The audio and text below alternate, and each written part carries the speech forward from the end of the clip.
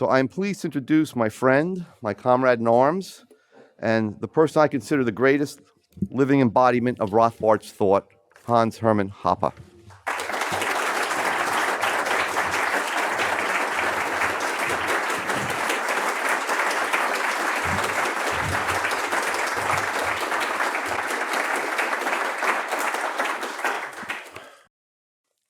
Ladies and gentlemen, want to thank Lou, and I want to thank Joe and all the Mises Institute folks for having invited me. Above all, I want to thank Ludwig von Mises, the greatest economist of all time, and for his work, without which I would have been lost. I think it is as important as ever to study Mises carefully and not always try to go above and beyond him, which is usually unsuccessful.